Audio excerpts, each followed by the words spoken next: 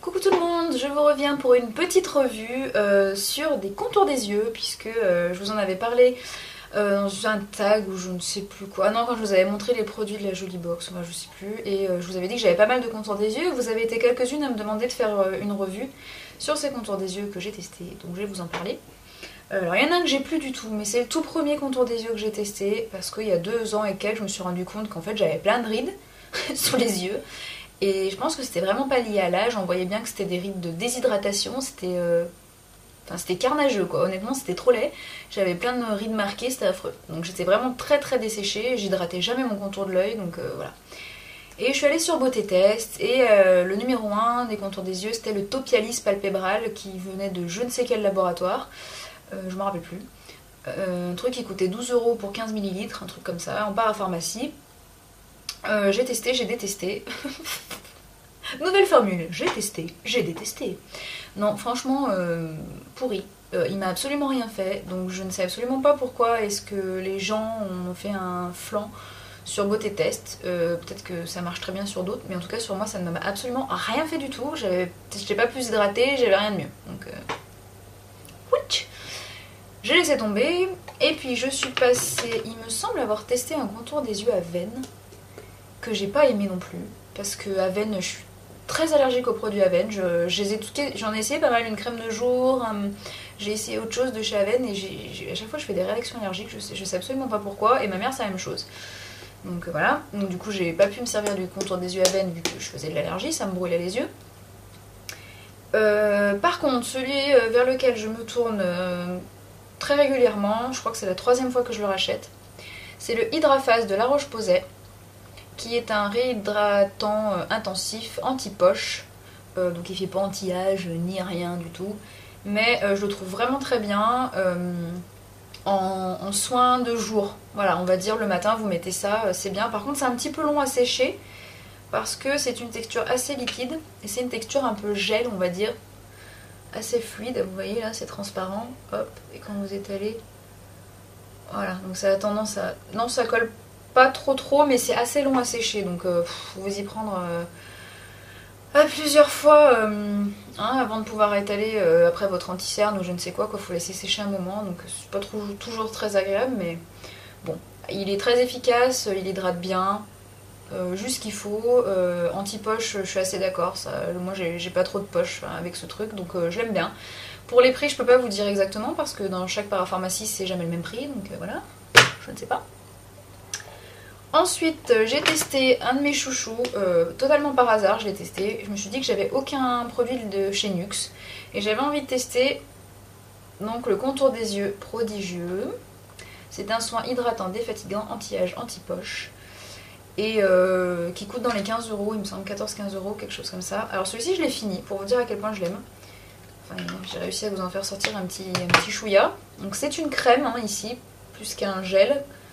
Et la texture est assez fluide aussi, mais il pénètre, je trouve qu'il pénètre beaucoup plus rapidement que la Roche-Posay, et je trouve qu'il hydrate beaucoup mieux. Donc celui-ci, je m'en servais pour le soir, et franchement, quand on se réveille le matin, on a le contour des yeux super hydraté, super doux. Moi, je l'aime vraiment beaucoup celui-ci, et je vais pas me le racheter dans l'immédiat parce que je vais essayer de finir les autres que j'ai, mais je pense que je le rachèterai parce que c'est un des meilleurs pour moi, enfin de ceux que j'ai testés en tout cas. Ensuite, j'ai voulu tester parce que je suis attirée par la MAC Clarins et je teste quelques trucs de temps en temps.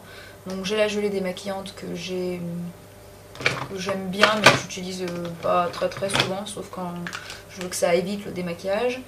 J'ai ce sérum multi-active bidule chose que j'ai acheté au solde. Je me suis servi 2 fois et je me suis arrêtée de m'en servir parce qu'il m'hydratait pas assez la peau.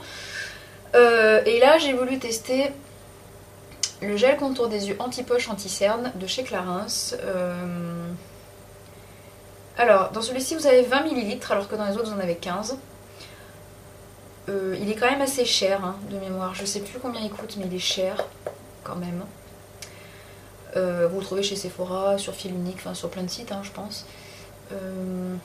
Anti-poche, anti-cerne, oui, relativement. Anti-cerne, je sais pas trop, je vous dirais peut-être anti-poche, peut-être un peu, anti-cerne, pas vraiment. En même temps, j'ai pas énormément de cernes, j'ai pas non plus des cernes de taré.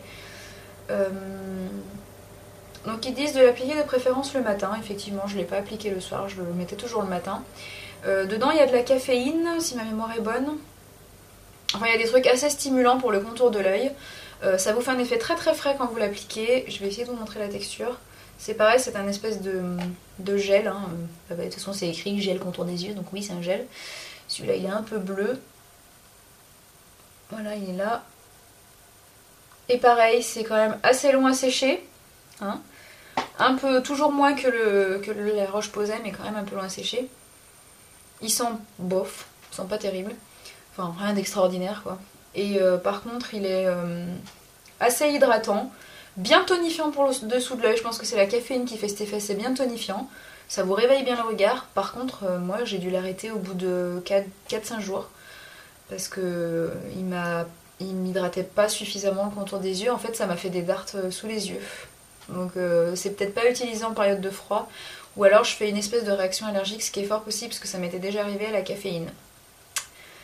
Donc à suivre, je pense que je m'en resservirai quand il fera un tout petit peu moins froid pour voir ce que ça donne.